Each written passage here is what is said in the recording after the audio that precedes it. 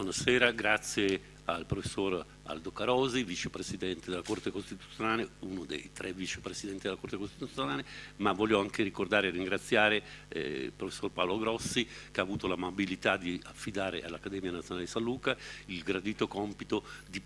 immaginare una celebrazione, diciamo, diluita nel tempo per ricordare i 60 anni della presenza della Corte Costituzionale all'interno del Palazzo della Consulta. Tutta questa iniziativa è iniziata il 29 settembre con una serata straordinaria nella parte prospiciente la piazza del Quirinale e ha trovato diciamo, occasioni di confronto all'interno della miglior tradizione della cultura architettonica e storica, e si chiude questa sera con 3 specialisti di differenti estrazioni.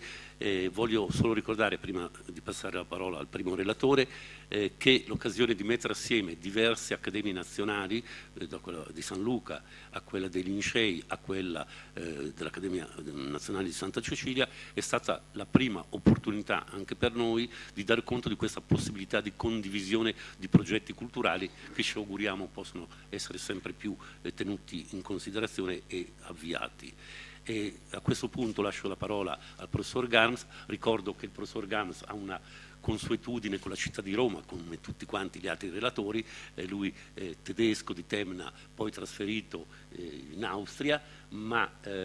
ha diciamo,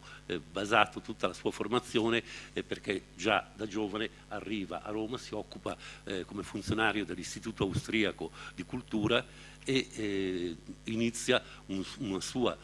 lettura attenta dell'iconografia, della storia dell'architettura del 600, del 700, progetta e realizza delle mostre molto importanti con questa sorta di gusto molto moderno, di sguardo incrociato tra gli artisti austriaci e i rapporti con Roma e anche qualche tentativo bizzarro di vedere quali erano state le creazioni fantasiose degli architetti legati alla scuola wagneriana che sono sfociate in mostre appunto importantissime che hanno segnato un po' questo rapporto tra la cultura viennese e la cultura romana. Ha pubblicato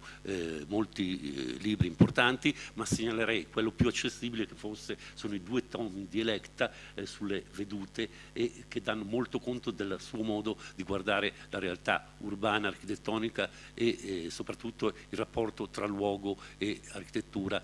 a partire dai suoi interessi appunto per il 600 e il 700. Jorg, a te la parola.